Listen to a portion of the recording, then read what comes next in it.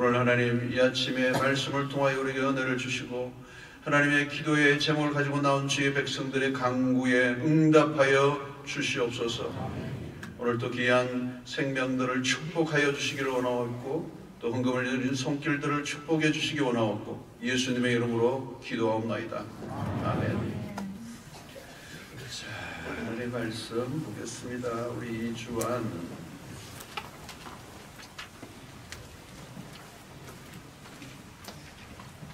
오늘 은혜로 받으신 하나님의 말씀은 창세기 41장 46절에서 57절 말씀입니다. 요셉이 애굽 왕 바로 앞에 설 때 30세라. 그가 바로 앞을 떠나 애굽 온 땅에 순찰하니 7배 풍년에 토지스틸이 심히 많은지라. 요셉이 애굽 땅에 있는 그 7년 곡물을 거두어 각 성에 저장하되 각 성 주위의 밭의 곡물을 그 성 중에 쌓아두매 쌓아둔 곡식이 바다 모래같이 힘이 많아 세길에 그쳤으니 그 수가 한이 없음이었더라. 흉년이 들기 전에 요셉에게서 두 아들이 나되 곧 온의 제사장 보디베라의 딸 아스낫이 그에게서 낳은지라.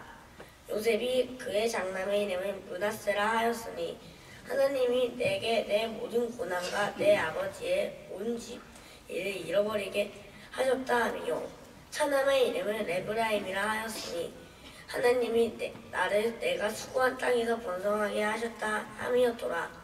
애굽 땅에 7배 풍년이 그치고 요셉의 말과 같이 7배 흉년이 들기 시작하매 각국에는 기근이 있으나 애굽 온 땅에는 먹을 것이 있더니 애굽 온 땅이 굶주림에 백성이 바로에게 부르짖어 양식을 구하는지라. 바로가 애굽 모든 백성에게 이르되 요셉에게 가서 그가 너희에게 이르는 대로 하라 하니라. 온 주변에 기근이 있으매 요셉이 모든 창고를 열고 애굽 백성에게 팔세. 애굽 땅에 기근이 심하며 각국 백성도 양식을 사려고 애굽으로 들어와 요셉에게 이르렀으니 기근이 온 심함의 희망이었더라. 아멘.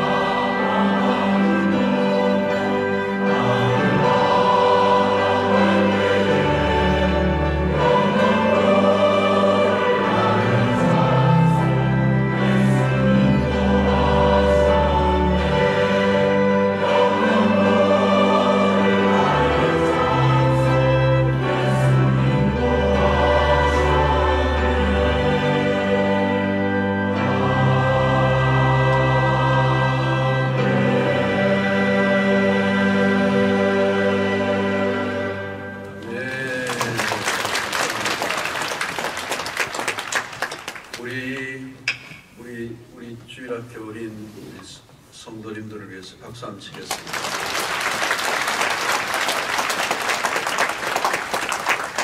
네, 너무 뭐 이렇게 공부하려고 이렇게 노트하려고 다 준비하고 이렇게 있는 것 같아요.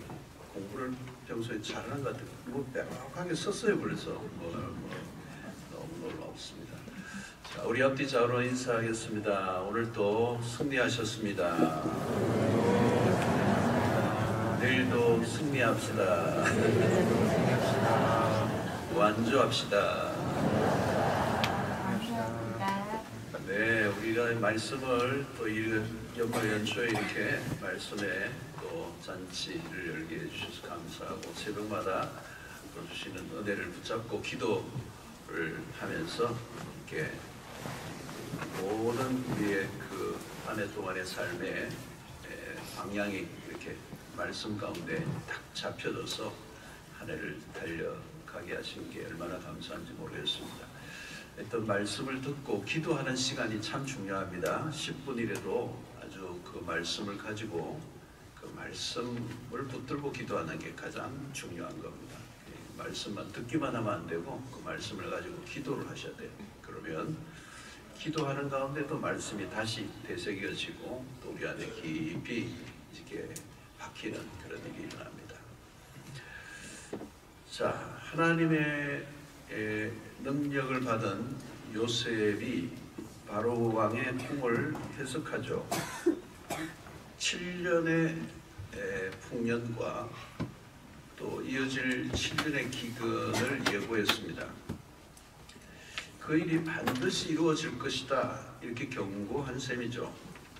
어쨌든 이런 꿈의 해석은 바로 왕에게 그대로 전한다는 건 사실 위험한 일입니다. 왜냐하면 바로는 곧 신이기 때문에 그렇습니다.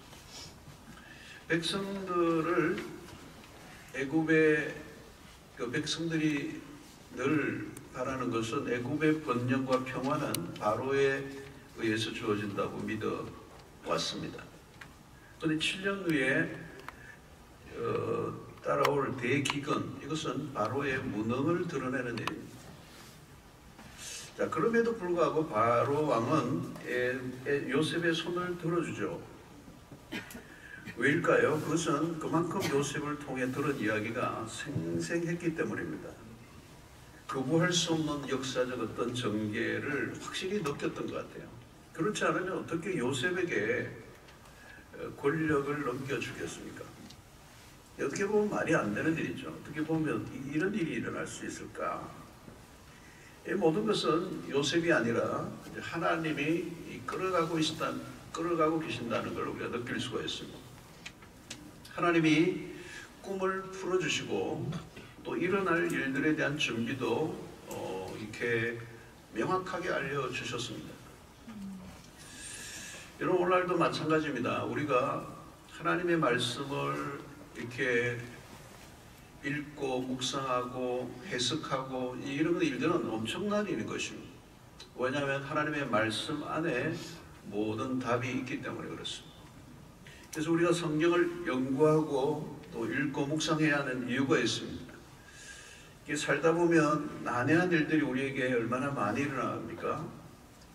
또 길을 잃어버릴 때가 한두 번이 아닙니다.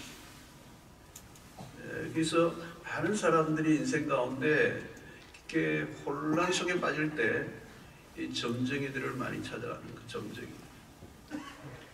여러분, 우리에게는 하나님의 말씀이 있습니다. 하나님의 말씀에 능한 자가 되어야 됩니다.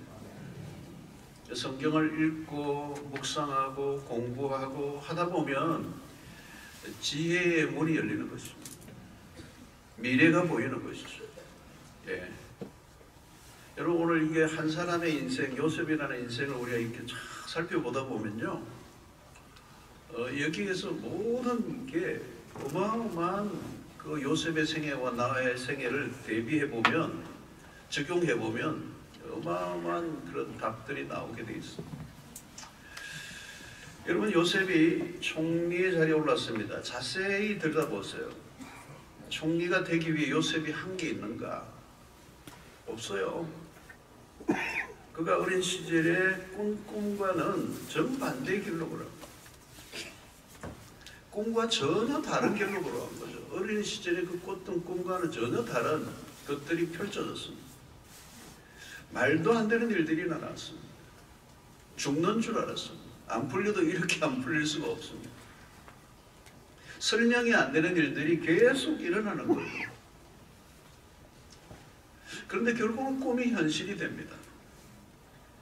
돌고 돌다가 결국은 이 자리에 온 거예요. 이 자리가 언제? 이 총리의 자리예요.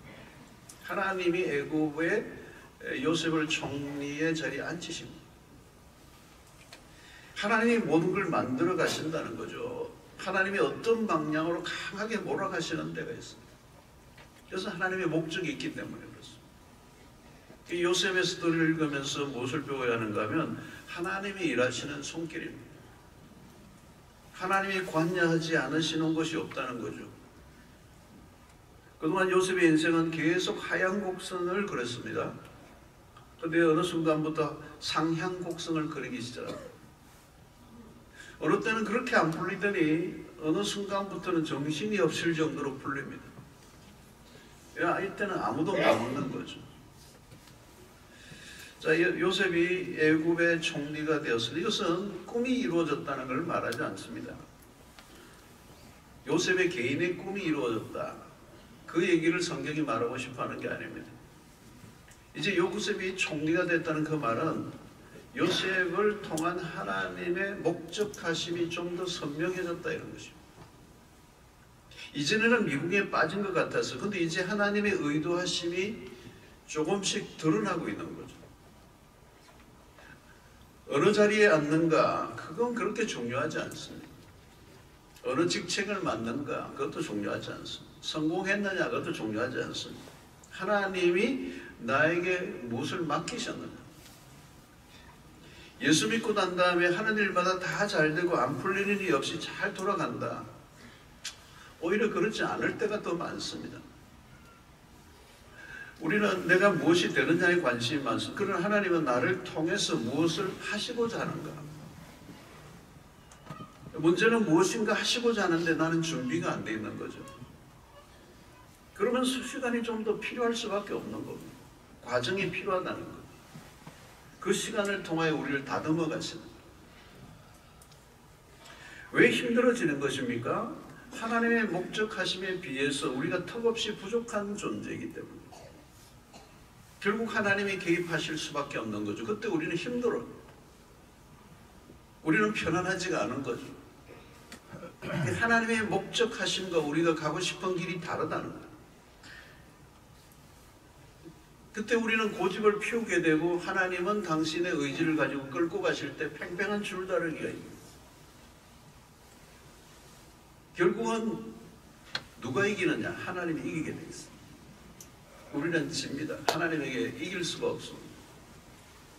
하나님은 당신의 뜻을 이루어내고야 마시는 분이십니다. 우리는 그 뜻을 깨닫고 우리를 향한 당신의 그 목적이 하심이 무엇인지를 깨닫고 그 앞에 온전히 순종하는 자로 나아가는 그 긴 과정이 우리에게 있는 거죠. 그래서 때로는 우리는 힘들지만 우리가 가져야 될 기본적인 태도는 무엇입니까? 하나님은 언제나 오르신 분이다. 하나님은 언제나 선하신 분이시다. 자, 요셉은 총무 역할을 많이 했습니다. 보디발의 집에서도 보면 가정 총무의 역할을 했어요. 친위 대장 보디발이 요셉에게 자기의 집을 모두 다 맡겼어요. 이거는 그냥 일이 일어난 게 아닙니다. 보디발이 딱 보니까 요셉이 야, 이 일을 잘해요. 노예인데 다른 노예하고 달라. 노예가 많이 있지 않았겠어요? 근데 이 노예는 달라요. 완전히 다른 노예. 노예가 아니에요. 노예와 오너십을 가지고 일하는 사람은 달라요. 노예인데 오너십을 갖고 있는 자기 일처럼 하는 거예요. 이건 여러분 찾아보기 힘들어요. 직원인데 사장처럼 일하는 사람이 있어요? 없어요. 직원은 직원처럼 행동하거든요. 근데 이 노예가 아니에요.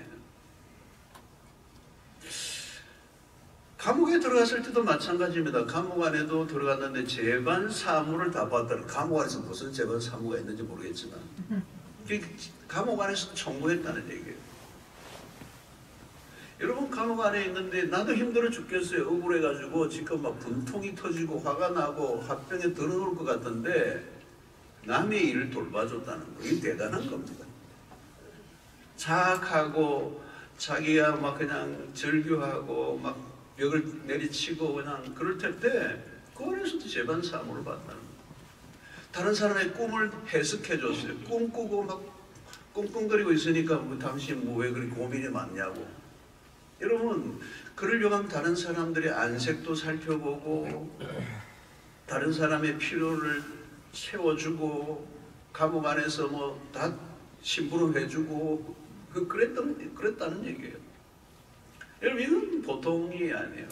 이 섬기는 요셉은 섬기는 자의 훈련이 되어 있는 거예요. 섬기는 자. 어디를 가나 섬기는 자의 모두가 있는 거예요. 굴림하고 대우받고 뭐 이렇게 막 섬김을 받는 스타일이 아니에요. 섬기는 자로 아예 딱 있는 거예요. 딱 사람 보면 어디 가도 뭘 해야 되는가가 딱 보이는 사람이 있잖아요. 어디 가도 하는 사람도 있고 어디 가도 딱 보이는 게 있어요. 일이 보이고 저 사람 뭐가 필요가 보이고 이런 거예요.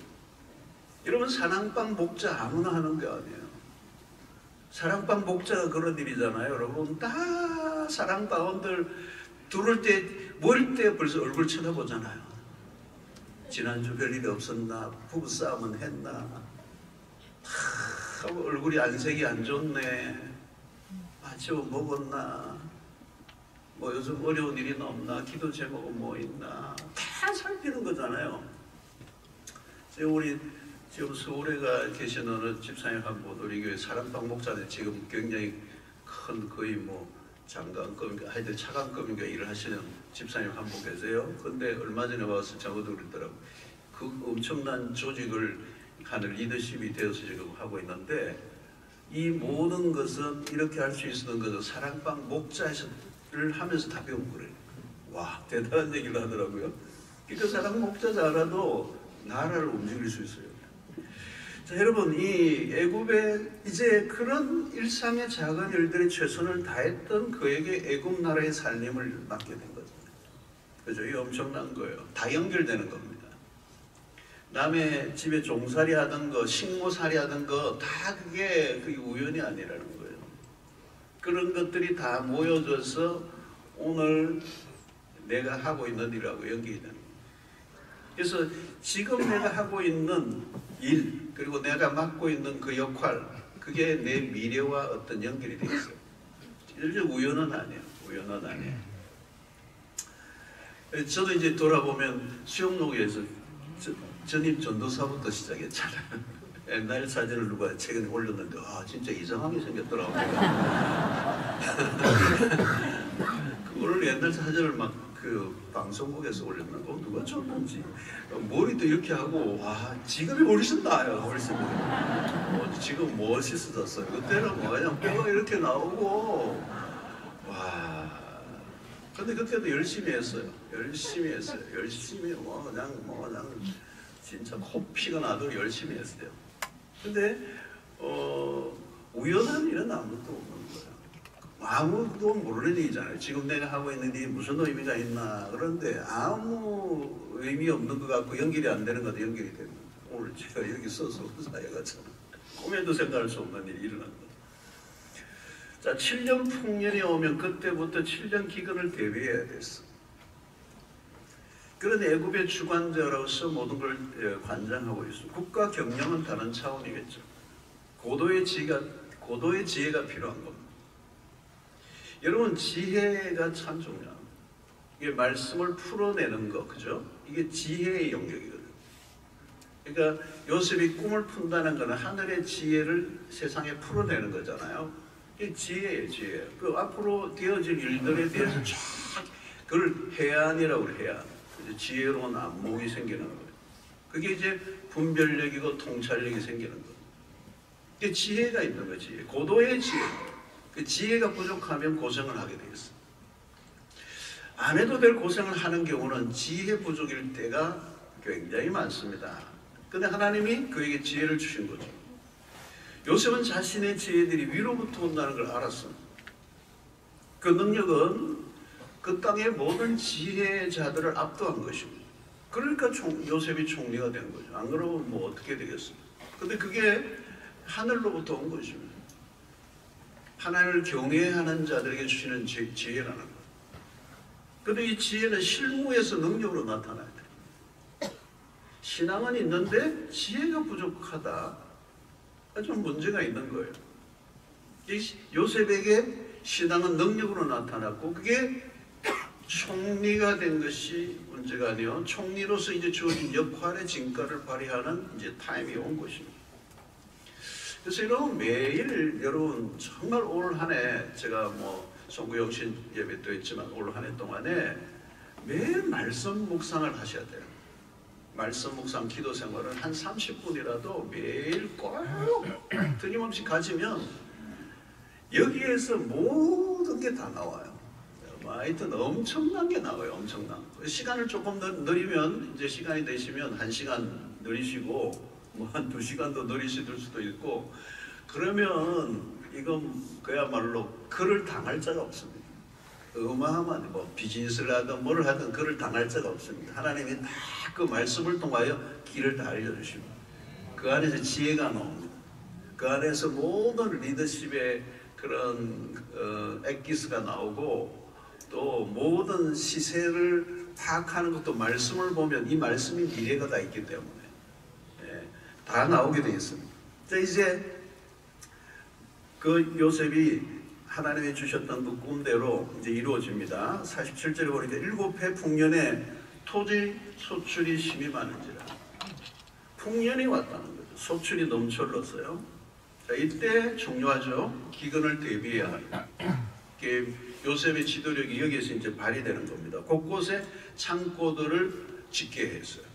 이제 각 집안마다 다 짓게 하고 곡식을 모으도록 하고 이건 굉장히 국가적인 일이니까 대대적인 작업이겠죠. 그가 가진 권한으로 이제 과감한 정책을 이제 세워서 시행을 합니다. 곡식을 절약하고 쌓아두려고 하면 백성들을 설득해야 되죠. 그냥 곡식들을 백성들이 그냥 주지는 않을 거잖아요. 그걸 다 모아야 되니까, 쌓아야 되니까, 저축해야 되니까 백성들을 설득해야 돼요. 이 설득에서 실패하면 백성들이 원망과 불평이 쌓이면 정책을 밀고 나갈 수 없잖아요. 여기 요셉이 이제 그 일을 하는 거죠. 48절 보니까 요셉이 애굽 땅에 있는 그 7년 곡물을 거두어 각 성에 저장하되 각 성읍 주위의 밭에 곡물을 그 성읍 중에 쌓아두매 곡물들을 각 성의 읍 주변의 밭의 곡물들을 그 성읍 중에 쌓았다. 여러분 이 쌓았다는 말은 저장했다는 얘기입니다. 저장. 이 곡식이 썩으면 안 되잖아요. 장기 보관을 해야 되는데 장기적으로 이 곡식이 썩지 않도록 창고를 만들었다는 거예요. 이거는 기술적인 개발이 필요해요. 그죠? 굉장히 기술적인 것들이 들어가지 않으면 뭐 쌓았던 것들이 다 썩어버릴 테니까. 그러니까 이 모든 것들은 간단한 일이 아니고 풍요를 관리하는 것, 성공을 관리하는 일들, 모든 것이 잘 돌아갈 때 이제 이게 필요하다는 거예요. 자, 49절에 보니까 쌓아둔 곡식이 바다 모래같이 심이 많아 세기를 거쳐서 그 수가 한이 없음이더라. 어마어마한 거죠. 이 풍요가 어디로부터 왔어요? 하나님으로부터 온 것입니다. 자, 요셉은 이제 탁월한 국가 경영을 하고 있습니다. 여러분 종종 이게 우리가 이 세상 속에서 사람들에게 뭐 예수 믿기 때문에 이제 왕따를 당하는 경우도 있지만 실력이 없어서 왕따를 당하는 것을 예수 믿기 때문에 내가 이렇게 사람들이 나를 미워한다 이렇게 오해해서는 안 돼요. 그 구분할 수 있어야 됩니다. 여러분 이 요셉이 이방인입니다. 근데 시기를 못 끌어요. 지혜가 있으니까 다니엘도 기술했잖아요. 이방의 노예로 팔려가지고 그 땅에 핵심부에 올라갔으니까 얼마나 시기질투가 많았겠어요. 근데 아무도 손 못 대요. 왜? 실력이 있으니까. 그러니까 우리가 열심히 기도도 하고 열심히 은혜도 받는데 실력을 갖춰야 된다. 백성들이 불평하지 못하게 하려고 하면 구체적인 대안을 갖고 있어야 됩니다. 그러니까 백성들이 보기에 요셉이 진행하는 모든 일들에 믿음이 가는 거예요. 기대가 되는 거예요, 백성들이. 그러니까 모든 게 순조롭게 이제 진행이 되니까 이 요셉이 가지고 있었던 모든 정책대로 이제 일사분란을 가고 있는 거예요. 자, 요셉은 미래를 준비하는 사람이었으면 누가 미래를 준비할까요? 미래를 미리 본 사람입니다. 요셉은 미래를 본 거예요. 7년을 지금 보는 게 아니라 7년 후, 그리고 그 7년 후의 기간, 그 기간으로 인한 그때 앞으로 일어날 일들을 미리 본 것입니다. 예견한 것입니다. 여러분, 예수 믿는 사람들이 가져야 될 굉장히 중요한 것은 예견입니다. 미리 보는 것, 그죠? 그것이 하나님의 말씀을 늘 묵상하는 사람들에게 주어진 지혜예요. 여러분, 세상의 사람들은 또 이렇게 미래를 보잖아요. 사업가도 미래를 보니까 멀리 본 사람이 이긴 거죠. 짧게 본 사람은 다 망하는. 요즘 뭐 주식 투자나 이것도 다 짧게 보니까 다 망한 거잖아요. 미래가 늘 낯설기 때문에 그 예기치 않은 순간에 다가온 미래에 다 당황을 하는 것입니다. 이것은 미래를 본 거예요. 미리 본 거예요. 준비하고 맞이한 미래는 기회입니다. 하나님은 당신이 사용하는 백성들에게 이제 미리 이것을 보여주시는데 오늘도 가능합니다. 오늘도 매일 하나님에게 의지하고 하나님과 동행하고 하나님의 말씀을 묻고 말씀 가까이 하고 그러면 하나님께서 다 미래를 알려주시고 미리 준비하시게 하시고 그러면 그 미래는 기회가 되고도 남을 줄로 믿습니다. 자, 오늘 이제 우리가 살펴볼 것은 요셉의 개인사에 대한 간증이 이제 좀 들어있는데요. 그게 이제 두 아들을 낳는 사건입니다. 자, 50절에 보니까 흉년이 들기 전에 요셉에게 두 아들이 낳았다는 거예요.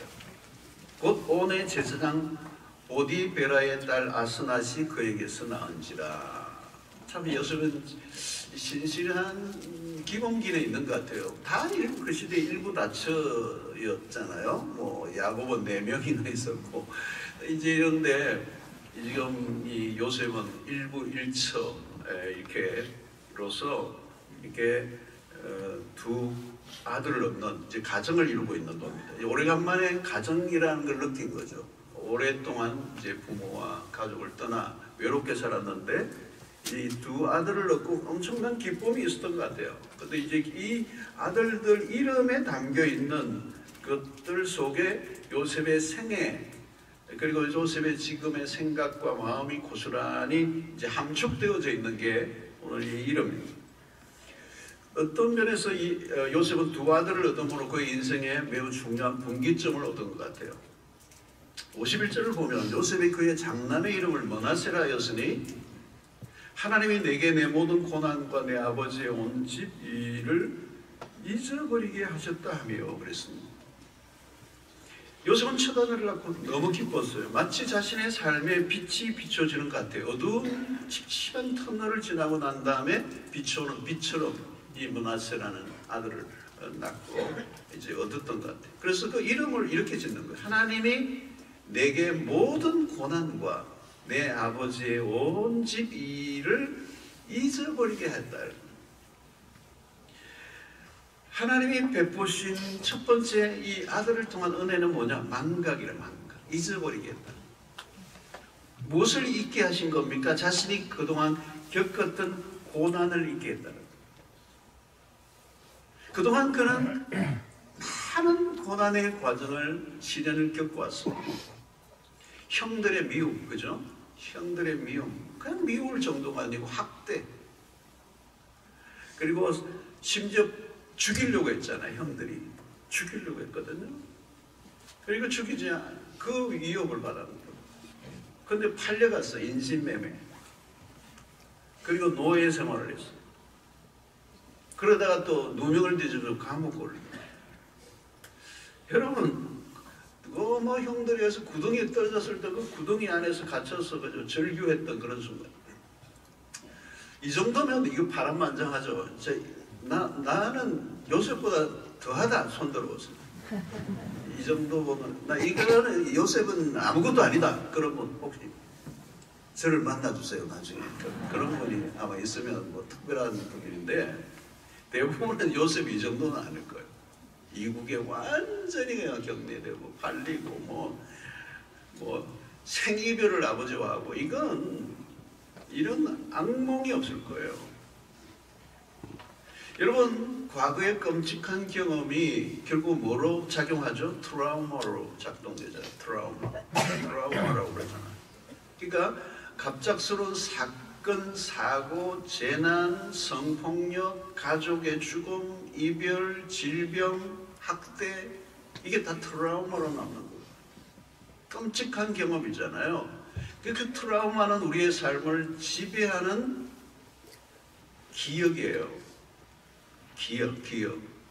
이게 정신적 외상이라고 그러잖아요. 정신적 외상, 트라우마, 스트레스예요. 강한 스트레스가 그게 지속적으로 나에게 가해지는 거예요. 다르게 보면 악몽이 계속 재현되는 겁니다. 꿈에도 나오고 현실 속에서도 그냥 꿈이 안 깨지는 거예요. 이거는 시간이 흘러도 상처는 상처로 있는 거예요.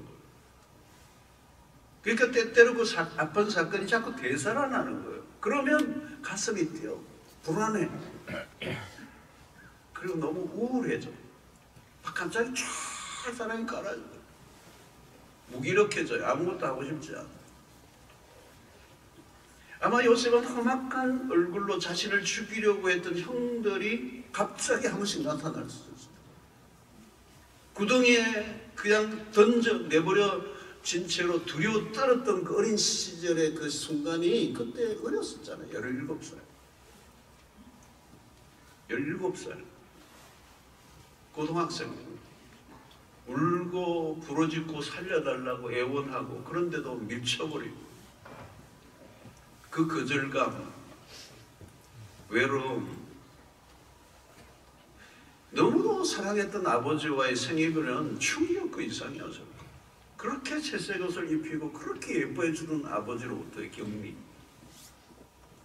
그리고 여러분 형들에 의해서 이웃 사람도 아니고 남도 아니고 형제들로부터의 배신, 거절. 여러분 이거는 이 정도면 트라우마였을 거예요. 틀림없고 오늘 현대적 언어로는 트라우마예요. 특별히 보디발의 아내로부터 받았던 부당한 대우, 그 억울함, 그 투옥의 경험, 그 끔찍함. 요셉은 정말 파란만장하고 엄청난 상처를 경험했어요. 근데 문제는 여러분, 상처를 어떻게 하느냐예요. 이 상처가 나야 삶이 풀려요. 이 상처가 안 나오면 총리가 돼도 소용이 없어요. 이 상처가 낫지 않으면 애국을 치리할 수가 없어요. 자기를 다스릴 수 없는데 나라를 어떻게 다스려요? 나라를 위해서 뭐 한다는데 자기도 못 다스려요. 근데 무슨 나라를 위해서 살아요? 여러분 마음의 상처는요 세월이 흐른다고 낫는 게 아니에요. 내면에 깊이 그 상처는 자리를 잡고 있어요. 그러면서 그 과거의 상처가 현재의 삶에 영향을 줘요. 나도 모르게 갑자기 어떤 순간에 분노가 팍 치밀어. 별것 아닌 일에 주변 사람들이 깜짝 놀라요. 왜 저래? 저 사람 왜 저래? 가족들이 놀래요.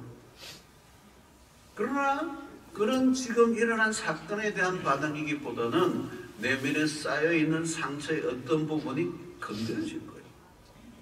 자기도 모르고 다른 사람도 알 길이 없어 그냥 터진 거예요. 그러니까 화를 내고 자기도 놀래. 내가 너무 왜 그랬지? 숨겨진 상처가 원인일 가능성이 높다. 여러분 요셉은 상처 입은 영혼이었습니다. 상처가 많아도 좀 많은 게 아니에요. 인간이 겪을 수 있는 모든 아픔을 경험했다고 볼 수가 있어요. 그 아픔들은 기억의 창고에 쌓여있다가 시도 때도 없이 흘러나옵니다. 나도 괴롭히고 다른 사람도 괴롭히는 거예요. 근데 몰라요. 그래서 폴 토에니어라고 유명한 스위스의 정신의학자는 그런 얘기예요. 병을 치료하지 말고 사람을 치유하라. 병을 치료해도 사람이 치유되지 않으면 안 된다는 거예요. 불행한 사건들보다 더 불행하는 것은 그 사건들로 인해 만들어진 상처입니다. 그 상처는 깊게 새겨져 인생 전체에 영향을 미칩니다. 결국 마음의 병이에요. 요즘 현대인들이 다 앓는 건 마음의 병이에요. 육체의 병도 마음의 병에서 흘러간 거예요. 무서운 것은 마음의 병이에요. 마음의 병이 들면 인생 전체가 끙끙 앓는 거예요. 몸의 흉터와는 달라요. 마음의 흉터는 잘 지워지지 않습니다. 요셉이 과거의 상처들을 치유받지 않았다면 그런 총리로서 역할을 감당하기 어려웠을 거예요. 특히 리더의 상처는 위험한 것입니다. 한 공동체의 리더가 상처가 많다. 그러면 그 리더에게서 흘러나오는 썸물이 온 공동체가 마셔야 돼요. 먹어야 돼요. 목사가 상처가 많은요, 설교에서도 상처가 계속 나와요. 상처에서 나는 썸물이 계속 나와요. 자기도 모르게 성도들이 썸물을 계속 먹이는 거예요. 상처가 많은 사람이 지도자가 되면 따르는 사람들이 고스란히 그 상처에서 나오는 그 진물에서 나오는 썸물을 받아 마시며 모두가 괴로워요. 여러분, 상처가 치유되지 않으면 그 사람이 지도자가 되면요, 폭군으로 돌변해요. 리더가 되면 상처가 더 크게 도드라져요. 좋은 영향력이기보다는 좋지 않은 영향력을 더 많이 드러내게 됩니다. 부모의 상처가 치유되지 않으면 자녀에게 고스란히 흘러가게 돼 있어요. 그러니까 상처는 상처를 낳는 것입니다. 문제는 무엇입니까? 과거의 아픈 경험이 자꾸 되살아나는 거예요. 우리 안에는 기억의 조각들, 그 기억의 파편들이 곳곳에 박혀 있어요. 그 좋지 않은 경험, 그 고통을 주었던 끔찍했던 순간이 새록새록 떠오르는 거예요. 때로는 그 생생하게 그 장면이 머릿속에 너무도 선명하게 재현됩니다. 그 순간 마음이 무너져요. 여러분, 끔찍한 죽음의 위기 속에서 겨우 살아난 사람은 살아나도 죽음의 그림자가 계속 드리워져 있어요. 어전에 미국의 이라크 전쟁에 갔던 미군들에 대한 기사를 제가 본 적이 있어요. 이라크 전에서 뭐 옆에서 폭격이 떨어져 전우가 옆에서 죽고 뭐 비참하게 그 전쟁의 한가운데 있다고 하던데요. 그분들은 정상적인 생활을 못해요. 정상적인 생활을 하는 사람이 없어요. 너무도 끔찍한 경험들이 트라우마가 되어서 그 기억들이 자신의 삶을 지배해버려요. 너무도 끔찍한 경험들이니까 그런데 지워지지가 않아요. 그러니까 막 그냥 다 알코올 중독자가 되고 마약 중독자가 되고 인생을 다 버려버려요. 아무리 기억을 지우려고 해도 안 되는 거예요. 여러분, 큰 대형 사고가 일어나면 우리나라 전체 집단적 트라우마 같은 게 있죠. 그게 한참 오래 가요. 어떤 사람은 그렇게 말해요. 그래, 나는 당신이 내게 준 그 상처를 평생 잊지 않을 거야. 아마 요셉도 그렇게 해야 돼. 형들 나 잊을 수 없어. 보디발의 아내 나 못 잊어. 받은 만큼 내가 돌려줄 거야.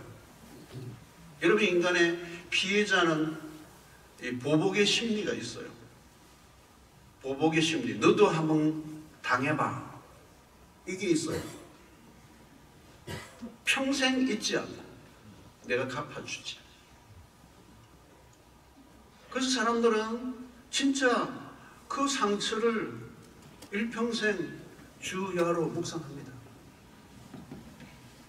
여러분, 그 말은 뭐냐면 자신을 2차 가해하는 것입니다. 다른 사람이 나에게 피해를 준 사람에게 피해를 주기 이전에 그것을 계속 내가 가지고 있는 동안에는 나 자신을 계속 가해하고 있다. 근데 문제는 오늘 우리 핵심은 뭐냐? 기억이라는 것입니다. 기억. 아픈 경험들이 자꾸 수면 위로 떠오르는 거예요. 가라앉을만 하면 또 떠오르고 가라앉을만 하면 또 그때마다 마음이 주저앉아 버리는 거예요. 이 기억은 내가 마음대로 할 수가 없어요. 뇌가 있는 한, 브레인, 이 뇌가 있는 한 이 기억을 내가 마음대로 할 수가 없어요. 내가 지우고 싶어도 지워지지 않아요. 아니, 지우려고 할수록 더 선명해져요. 그래서 과거의 경험이 현재를 속박하는 것입니다. 요셉은 아들을 통해서 자신의 치유를 고백했습니다. 놀라운 고백이에요. 아들의 이름을 통하여 자신의 삶에 간증을 하고 있는 거죠. 하나님이 그동안의 모든 고난과 아픔의 순간들을 잊게 하셨다. 와, 오늘 현대적 표현을 하면 하나님이 나의 트라우마를 말끔히 지워주셨다. 치료해 주셨다.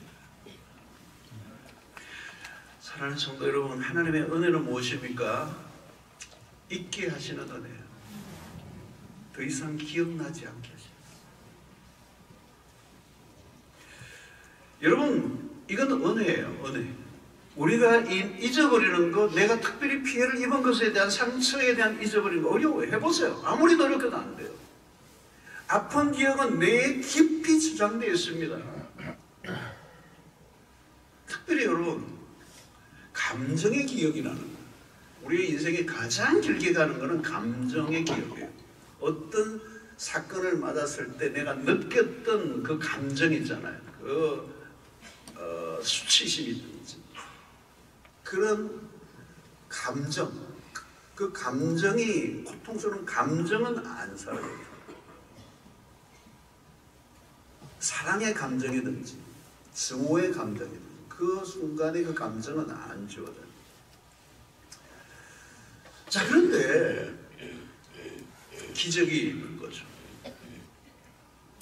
뇌에는 기억된 채가 있어요. 그 기억 자체가 없어진 건 아니에요. 그런데 신비로운 일이 나는 거예요. 신비로운 일이요. 그러니까 이 잊게 하시는 은혜는 기적에 속하는 거예요.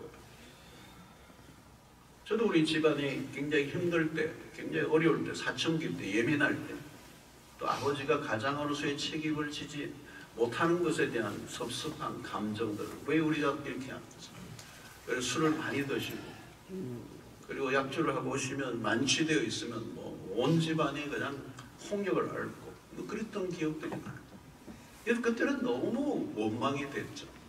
근데 제가 복음을 받아들이고 은혜 생활을 하는 가운데 그 아버지에 대한 섭섭한 감정이나 상처 입은 감정이 다 사라졌어요. 지나보니까 하나님이 잊게 하신 거예요. 어린 시절 안 좋은 일들로 인한 기억이 별로 없어요. 오히려 좋은 기억의 창고들이 있는 것 같아요. 좋은 기억들이 더 많아졌어요. 그야말로 소설 제목처럼 그의 겨울은 따뜻했네 뭐 이런 거예요. 따뜻한 기억이 많고 안 좋은 기억이 적으면 행복한 인생이에요. 상처가 지워지면 복된 삶이 시작됩니다. 요셉은 므낫세를 낳고 새로운 시작을 한 것으로 보여요. 굉장히 중요한 터닝 포인트예요. 하나님이 잊게 하셨다. 어떻게 그런 일이 일어났는가? 하나님의 은혜. 그동안 받았던 아픔과 상처가 아무리 크다 해도 그것보다 내가 받은 하나님의 은혜가 더 크니까. 하나님의 은혜는 어떤 상처라도 덮고도 남는다. 이런 거 어떻게 지워집니까? 하나님의 은혜의 기억이 더 커야 돼요. 하나님이 나에게 베풀어 주신 은혜가 파도처럼 밀려오면 다 떠내려가는 거예요.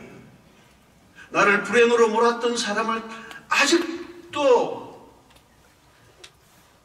내가 용서하지 못한다면 그 고통보다 더 큰 은혜가 나를 덮어야만 가는 거예요. 은혜의 쓰나미가 몰려오면 우리 모두는 아픈 경험들이 있습니다. 상처들이 있습니다. 상처 없는 새가 어디 있으랴? 우리 정채봉 시인이 지은 시잖아요.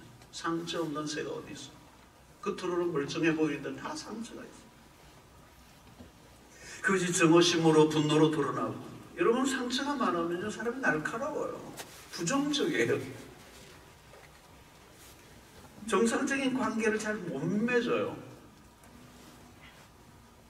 그냥 날카로워. 사람이 날카로워. 그 건축에 누가 가겠어요? 누구나 상처가 있습니다. 여러분, 우리 예수 그리스도께서 상처를 입으셨습니다. 십자가는 여러분 상처투성입니다. 성한 곳이 하나도 없습니다. 예수님. 요셉보다 더 상처 입은 분은 예수 그리스도였어요. 억울함? 예수 그리스도처럼 억울한 분이 어디 있겠어? 그런 거절감 예수 그리스도보다 더 받으신, 그런 수치감 예수 그리스도보다 받으신 분이 어디 있겠어? 그런 모욕 예수 그리스도보다 더 받으신 분이 있어요. 그런 고통 예수 그리스도보다 더 받은 분이 어디 있어요? 그는 상처 입은 분이에요. 그래서 헨리 나우먼의 얘기는 wounded healer라고 했죠. 상처 입은 치유자였어요. 우리는 상처 투성이로 매달려 계시는 그리스도를 바라봅니다. 예수님은 더 이상 받을 수 없을 만큼 깊은 상처가 온몸에 박히고 온 가슴에 수치심과 거절감과 배신감과 버림받음과 그리고 억울함. 여러분, 그분이 당했던 이유가 뭘까요? 여러분, 십자가 안에 모든 상처를 다 포함하고 있어요. 인류가 겪을 수 있는, 인간이 겪을 수 있는 최악의 상처를 그리스도가 다 받으셨어요. 그 이유는 뭘까요? 이사야 53장 5절에 이렇게 얘기합니다. 그가 찔림은 우리의 허물 때문이요, 그가 상함은 우리의 죄악 때문이라. 그가 징계를 받음으로 우리는 평화를 누리고 그가 채찍에 맞음으로 우리는 나음을 입었도다. 복음이 우리를 치유합니다. 하나님의 은혜가 우리의 상처를 덮습니다. 하나님의 은혜는 기억나지 않게 하시는 은혜가 있어요. 이상하게 많지 이전의 아픔들이 더 이상 나를 짓누르지 않나. 오히려 반대예요. 그래서 상처가 별이 되다. 스카가 스타가 되다. 상처가 별이 되다. 아름답게 빛나는 별이 되다. 그때 그렇게 나를 힘들게 했던 그 아픈 사건들이 아니었으면 오늘 나라는 사람은 없다는 거죠. 돌아보면 그가 애굽의 총리의 자리에 오른 것은 앞에 일어난 사건들의 결과예요. 그러면 무슨 생각이 납니까? 그들 때문에 내가 죽을 뻔했고 그 인간 때문에 내가 죽을 고생을 다 했는데 돌아보니 그들 덕분에 내가 이 총리의 자리에 앉아있는 거예요. 그렇다면 그들은 가해자가 아니라 나의 은혜를 베푼 시혜자들이에요. 상처 입은 사람들의 특징은 모두가 피해의식에 사로잡혀 살아갑니다. 강한 피해의식, 피해 망상증, 원망과 불평으로 살아갑니다. 그러니까 다른 사람들에 대해서 굉장히 공격적이에요. 날카로워요. 매사가 부정적이에요. 그러나 은혜를 받은 사람은 달라요. 감사가 넘쳐요. 원망하는 마음이 없어요. 섭섭한 마음이 사라져요. 여러분, 섭섭한 마음이 자꾸 생기면 치유받으셔야 돼요. 하나님의 사랑은 우리를 완전히 치유하고도 남습니다. 여러분, 우리가 사는 세상에서는 상처를 늘 주고받는 일들이 일어납니다. 가까운 관계 안에서, 믿었던 관계 안에서. 뭐 가깝지도 않고 믿지도 않았는데 무슨 상처를 받겠어요? 그렇죠? 한때는 너무 사랑했어요. 그런데 증오와 배신으로. 여러분, 상처를 안 받고 살아가기를 원하지만 불가피합니다. 상처 없는 세상 가능한가? 불가능해요. 우리는 모두 죄인이에요. 무엇이 필요합니까? 계속적인 하나님의 은혜가. 상처를 은혜로 씻어내야 돼요. 은혜의 힘이 상처의 힘보다 크다는 걸 믿으세요. 잊게 하시는 하나님의 은혜. 빌립보서 3장 13절로 14절의 형제들아, 나는 아직 내가 잡은 줄로 여기지 아니하고 오직 하늘 즉 뒤에 있는 것을 잊어버리고 앞에 있는 것을 잡으려고 표대를 향하여 그리스도 예수 안에서 하나님이 위에서 부르신 부름의 상을 위하여 달려가노라 그랬어요. 바울은 뒤에 있는 것을 잊어버리라는 거예요. 과거에 있는 일들을 잊어버리지 못하면 앞으로 나갈 수가 없어요. 늘 과거에 묻혀 삽니다. 과거가 현재의 삶을 삼켜버려요. 불행한 인생, 과거를 떠나보내요. 과거의 기억이 지워져야 돼요. 무엇으로 가능합니까? 복음으로, 하나님의 은혜로. 여러분, 상처로만 바라보면 안 돼요. 상처를 직접 대하면 선물이 나옵니다. 하나님의 은혜의 렌저로 상처를 바라봐야 돼요. 하나님의 은혜의 렌저로 아픈 사건을 바라보면 제 해석이 나요. 아픈 경험도 긍정적으로 바라보게 되죠. 그때 그렇지, 그게 바로 하나님의 은혜의 손길이었구나. 그 사건이 오늘 나를 만들었구나. 여러분들의 삶을 아프게 하는 가시들이 있습니까? 이 아침에 하나님이 제거해 주시기를 바랍니다. 그래야 새롭게 돼요. 여러분, 새해가 된다고 새로워지지 않아요. 과거의 상처가 지워져야 돼요. 잊어져야 돼요. 내 힘으로 안 돼요. 하나님이 하시는, 하나님의 은혜가 임해야 돼요. 십자가의 복음이 임해야 돼요. 지난날의 아픔과 수치와 억울함을 다 잊게 하시는 은혜가 이 아침에 있게 되기를 축원합니다. 그게 진짜 돼야 돼요, 여러분. 이거는 그냥 내가 마인드 컨트롤 되는 게 아니에요. 하나님의 은혜를 주셔야 돼요. 그러면 섭섭함도 사라지고, 억울함도 사라지고, 정오심도 사라지고, 미움도 사라지고, 내 안에 하나님의 은혜가 나를 지배합니다. 그래야 내가 제대로 살 수가 있어요. 큰일 났네. 오늘 시간은 다 됐고, 한 만큼 남아있고,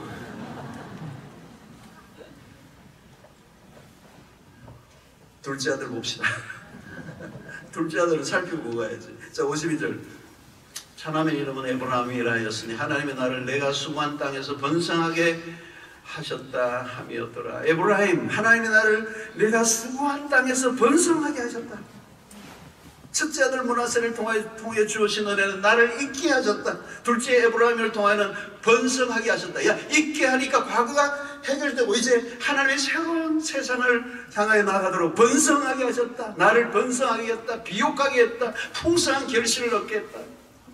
이것은 다르게 표현하면 하나님이 나를 유익하게 하셨다. 그 유익은 자신만의 유익이 아니라 애굽만의 유익이 아니라 열방을 위한 유익, 그것을 위해서 하나님이 나를 번성하게 하셨다. 여러분, 하나님이 주시는 복이에요. 하나님이 아브라함에게 주신 복도 마찬가지 스케일이 커요, 여러분. 창세기 12장 2절로 3절. 내가 너를 큰 민족을 이루고 네게 복을 주어 내 이름을 창대하게 하리니 너는 복이 될지라. 너를 축복하는 자에게는 내가 복을 내리고 너를 저주하기는 내가 저주하리니 땅의 모든 족속이 너로 말미암아 복을 얻을 것이다. 고통으로 가득했던 삶의 풍성한 삶으로 인도해서 둘째 아들의 이름 안에는 어김없이 요셉은 주어로 하나님의 이름을 가져옵니다. 하나님은 그의 삶을 해석하게 하는 키워드예요. 하나님이 자신에게 베풀어 주신 복이 크다는 겁니다. 여러분, 수고한 땅에서 번성하게 하셨다. 여러분, 무엇이 복입니까? 손으로 수고하여 열매를 거둘 수 있는 게 복이에요. 저주가 뭐예요? 죽도록 고생했는데 결과가 없어. 베드로가 예수 그리스도를 만나기 전의 상황이에요. 밤이 맞도록 수고를 하여서 내가 얻은 것이 없어. 인간의 삶이 허무한 이유가 뭘까요? 수고한 만큼 소득을 거두지 못하는 거예요. 아무리 가져도 만족이 안 되는 거예요. 늘 목이 말라. 밑 빠진 독에 물을 붓는 거예요. 그게 하나님을 떠난 인간이 겪는 고통이에요. 애굽의 풍년의 계절이 왔어요. 대풍년. 이것은 애굽의 번성한 요셉 덕분입니다. 하나님이 요셉을 위하여 애굽의 복을 내리십니다. 보디발의 집으로 그슬로 올라가 보세요. 요셉이 들어오고 난 다음부터 보디발의 집에 형통한 역사예요. 창세기 39장 5절 우리가 다시 보면 그가 요셉에게 자기의 집과 그의 모든 소유물을 주관한 때부터 여호와께서 요셉을 위하여 그 요셉의 애굽 사람의 집에 복을 내리심으로, 분명하잖아요, 여러분. 그러니까 바로가 요셉에게 애굽의 모든 걸 주관한 때부터 무슨 일이 일어납니까? 46절 47절 요셉이 애굽 왕 바로 앞에 설 때에 30세라 그가 바로 앞을 떠나 애굽 온 땅을 순찰하니 애굽 7회 풍년에 토지 소출이 10회 많은 줄. 명확한 거죠. 하나님은 요셉을 중심으로 이야기를 써가시고 요셉 때문에 애굽 땅에 풍년이 왔습니다. 자, 이때가 중요하죠. 그죠? 풍요를 관리해야 돼요. 풍요를 관리해야 돼요. 번성케 하셨어요. 이걸 어떻게 할 거냐는 거죠. 여러분, 성공의 순간이 위험합니다. 여러분, 지금 우리나라는 풍요의 시대를 살고 있습니다. 이렇게 풍요를 누리며 살 때가 없었는데, 이 나라가 이렇게 하나님이 나라를 축복하셨어요. 우리나라의 역사의 전령. 여러분, 우리나라의 역사는요, 하나님이 아니면 설명할 수 없는 나라예요. 구제를 받던 나라가 구제하는 나라가 된 역사가 없어요. 우리는 완전히 후진국으로 그냥 가난 속에 찌들려 있던 이 풍요를 지금 누리는 하나님의 은혜예요. 하나님의 은혜가 아니면 대한민국은 설명이 안 돼요. 문제는 지금이에요. 자칫하면 이 주어진 이 번성함을 방종과 타락으로 가게 된다는 거예요. 왜? 언제? 풍요를 자신만을 위해 사용해야 할 때. 하나님이 주신 풍요의 정신을 잃어버리고 그것을 주신 하나님을 잊어버릴 때 문제가 생깁니다. 그러니까 우리에게 주신 이 번성, 풍요는 사명이에요. 근데 하찮은 순간에 미끄러지는 거죠. 풍요의 순간에는 영혼이 무디워져. 배가 부르면 기도가 잘 안 나와. 하나님을 절절히 찾지를 않아요. 이게 문제예요. 이게 문제. 그래서 나도 모르게 변질되는 거예요. 나도 모르게 육신적 세속적인 삶을 살게 된다는 거예요. 그래서 영적인 힘보다 세상의 힘이 나를 더 지배하고 하나님보다 물질을 섬기는 풍요가 복이 아니라 재앙으로 바뀌는 거예요. 여러분, 복이 뭡니까? 복은요, 늘 명심해야 되는 것은 복은 하나님이 복이에요.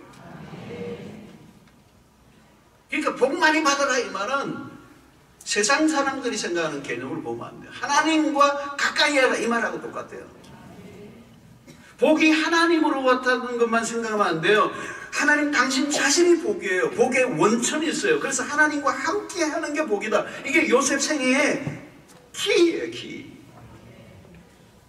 요셉에게 여호와께서 그와 함께 하심으로 이게 요셉의 인생을 끌어온 거예요. 이게 복이란 말이에요. 환난과 시련이 있었지만 형통하다고 말했던 이유는 여호와께서 그와 함께 하셨기 때문에 하나님이 당신의 목적과 뜻을 이루시는 일에 하나님은 실패하지 않으니까 요셉의 인생이 실패가 없는 거예요. 여러분, 하나님이 떠나시는 게 저주입니다. 하나님이 함께 하시지 않으면 그게 재앙입니다. 너희가 나를 떠나서는 아무것도 할 수 없습니다. 하나님이 함께 하시지 않으면 제로예요. 무엇이 결핍입니까? 하나님이 안 계신 상황 자체가 결핍이라는 거예요.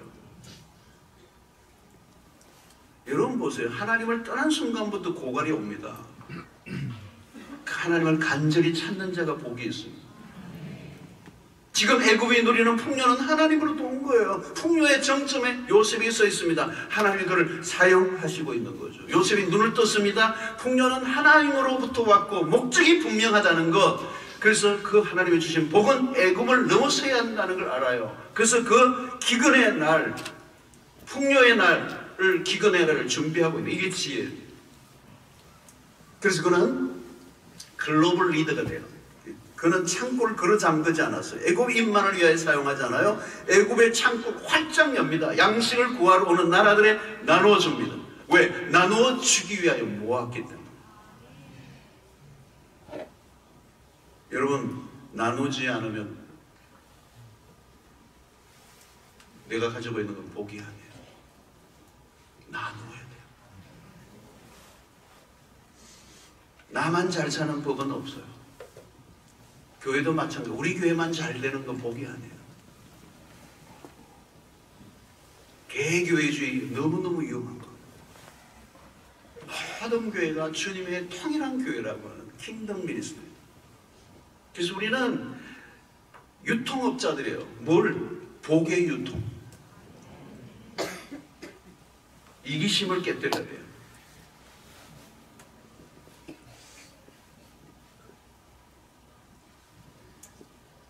정리합시다.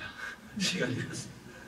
자, 이제 시작입니다. 이제 한 해 시작인데 오늘 메시지 지금처럼 옛 상처에서 벗어납시다. 상처, 이거 치유가 돼요. 여러분, 저는 우리 민족의 상처가 너무 많아요. 이 분단된 나라가 두동강이 나 있어 허리가 잘려 있잖아요. 이 상처가 많아요. 6.25 전쟁 상처가 너무 많아요. 이 분단된 상처가 너무 고스란히 정치에서도 나타나요. 분열이 심하잖아요. 이 분열이 어디로부터? 상처로부터 온 거예요. 극심한 대립, 이거 어디서 온 거예요? 상처가 온 거예요. 너무 예민해. 상처가 너무 깊어. 여러분, 답은 어디서? 복음밖에 없어요. 복음밖에 없어. 이 민족도 내 개인도 교회도 모든 것도 복음밖에 없어. 하나님의 은혜로 깨끗이 고통스러운 기억을 지워주시고 좋은 것만 기억에 남게 하시는 은혜 뿐만 아니라 이제 우리에게 주신 축복과 은혜의 번성을 만민의 유익을 위하여 하나님이 주신 이 복음을 나누고 베풀고 나에게 주신 축복과 은혜를 나누고 베푸는 일입니다. 그래서 여러분, 첫 번째는 복음으로 상처를 치유받는, 이건 우리의 누림이고, 이제 그 회복된 내가 이제 나누고 베푸는, 이제 상처가 아니라 사명에 초점을 맞추고 살아가는 여러분들 되시기를 주의 이름으로 축원합니다. 자, 말씀을 생각하며 우리 함께 주여 외치고 기도하며 나가도록 하겠습니다. 주여